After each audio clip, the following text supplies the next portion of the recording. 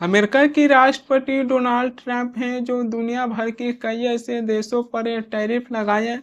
मगर इसी टैरिफ को लेकर अमेरिका की ही अदालत हैं जो डोनाल्ड ट्रंप की ज़्यादातर टैरिफ को गैर कानूनी है जो बताए हैं। दरअसल अमेरिका की एक अपील कोर्ट है जो डोनाल्ड ट्रंप की ज़्यादातर टैरिफ को लेकर गैर कानूनी बताते हुए ये भी कहें कि अमेरिका की राष्ट्रपति डोनाल्ड ट्रंप हैं जो दुनिया भर के कई ऐसे देशों पर अतिरिक्त टैरिफ लगाने के लिए इमरजेंसी पावर का इस्तेमाल किए हैं जिसका उन्हें जो कानूनी अधिकार नहीं था। अमेरिका की अदालत है जो डोनाल्ड ट्रंप के टैरिफ को लेकर कितनी बड़ी फटकार लगाए हैं कि राष्ट्रपति ट्रंप हैं जो दुनिया भर के देशों पर टैरिफ लगाने के लिए इमरजेंसी पावर का इस्तेमाल किए हैं, यानी कि आपातकाल का इस्तेमाल किए हैं। भारत में 1975 में तत्कालीन प्रधानमंत्री इंदिरा गांधी हैं जो आपातकाल की घोषणा किए थे। इसी आपातकाल को लेकर भारत की जनता को आज भी बताया जाता है। यहाँ तक कि भारत में संविधान हत्या दिवस मनाया जाता है कि प्रधानमंत्री इंदिरा गांधी हैं जो आपातकाल की घोषणा कर भारत की संविधान की हत्या है जो कर दी। लेकिन जब अमेरिका की एक अदालत है जो डोनाल्ड ट्रंप की टैरिफ को इमरजेंसी पावर है जो बताएं, तब भारत में आपातकाल की कहीं भी जिक्र है जो नहीं हो रही है। जो भारत में संविधान हत्या दिवस मनाते हैं उनको तो जिक्र करना ही चाहिए कि राष्ट्रपति ट्रंप हैं जो भारत पर 50% टैरिफ लगाकर भारत में आपातकाल की घोषणा है जो कर दिए। लेकिन इस समय कहीं भी आपातकाल के हैं जो जिक्र नहीं हो रही है। अमेरिका की एक अपील कोर्ट है जो ये भी कहें कि राष्ट्रपति ट्रंप है जो हर आयात पर टैरिफ लगाने के लिए उनके पास कोई भी अधिकार है जो नहीं है।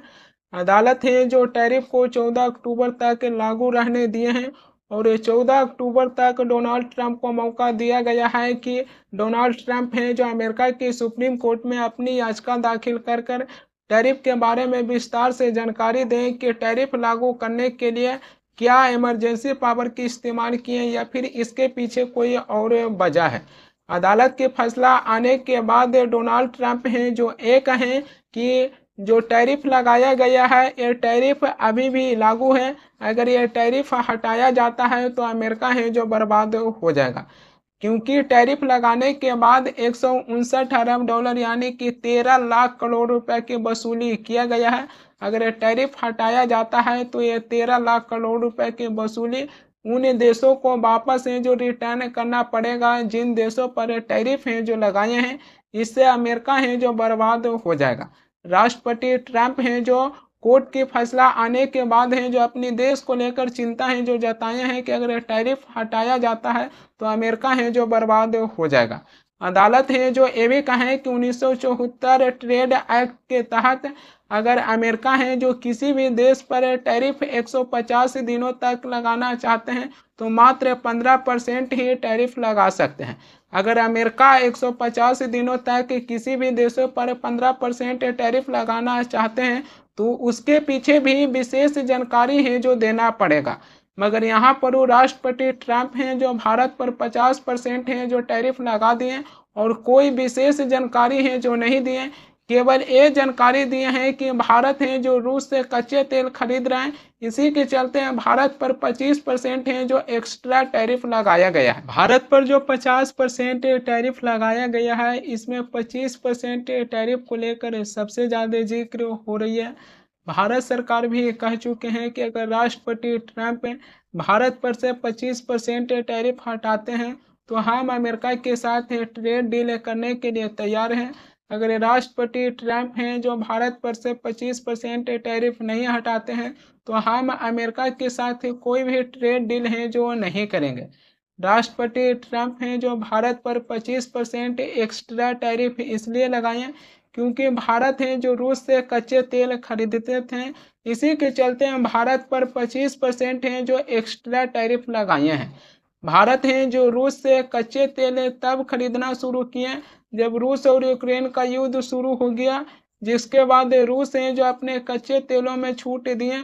उसके बाद भारत है जो रूस से बड़ी मात्रा में कच्चे तेल हैं जो खरीदना शुरू कर दिए। जानकारी हासिल करने के बाद ये भी पता चलते हैं कि भारत है जो चीन के बाद रूस से तेल खरीदने वाले बड़े खरीदार हैं। रूस और यूक्रेन की युद्ध से पहले भारत है जो 0.2% यानी कि 68,000 बैरल प्रतिदिन रूस से कच्चे तेल हैं जो इंपोर्ट करते थे। मई 2023 तक बढ़कर 45% हो गया, यानी कि 20 लाख बैरल प्रतिदिन हो गया। जबकि साल 2025 में ही जनवरी से लेकर जुलाई तक भारत है जो रूस से प्रतिदिन 17.8 लाख बैरल तेल हैं जो प्रतिदिन तेल हैं जो खरीद रहे हैं। अगर इसी प्रकार देखा जाए तो पिछले 2 सालों में हर साल भारत है जो रूस से 130 अरब डॉलर यानी कि 11.33 लाख करोड़ रुपए से ज्यादा की तेल है जो खरीद रहे हैं। इसी को देखते हुए राष्ट्रपति ट्रंप हैं जो भारत पर यह आरोप लगाए हैं कि रूस और यूक्रेन के बीच सीज फायर इसलिए नहीं हो रहा क्योंकि सीज फायर में भारत है जो बाधा बन रहा है। भारत है जो रूस से कच्चे तेल खरीद कर रूस और यूक्रेन के बीच जंग है जो बढ़ाने का काम कर रहे हैं। यहाँ तक कि राष्ट्रपति ट्रंप की तरफ से यह भी कहा गया कि भारत है जो रूस से सस्ते तेल खरीद कर मुनाफा है जो कमा रहे हैं। मगर सवाल ये आ जाते हैं कि जो कच्चे तेल सस्ते में बेच रहे हैं उनको पता ही नहीं चल रहा कि भारत है जो मुनाफा कमा रहे हैं। लेकिन जब भारत मुनाफा कमा रहे हैं तो इससे राष्ट्रपति डोनाल्ड ट्रंप को दिक्कत है। रूस से कच्चा तेल है जो बेच रहे हैं अपने सस्ते में, तो उनको न सोचना चाहिए कि हम यूक्रेन से युद्ध कर रहे हैं लेकिन भारत है जो हमसे कच्चे तेल खरीद कर मुनाफा है जो कमा रहे हैं। तो राष्ट्रपति पुतिन को इसके बारे में सोचना चाहिए। मगर इसी को लेकर ट्रंप है जो सोच रहे हैं कि भारत है जो कच्चे तेल खरीद कर मुनाफा है जो कमा रहे हैं। राष्ट्रपति डोनाल्ड ट्रंप की ट्रेड सलाहकार पीटर नावारो है जो रूस और यूक्रेन का युद्ध मोदी बोर है जो बता दिए। नवारो है जो भारत पर जंग को बढ़ावा देना और दोहरा खेल खेलने का भी आरोप है जो लगाए हैं। नवारो की इसी बातों को लेकर असदुद्दीन ओवैसी है जो बड़ा सवाल खड़ी किए हैं।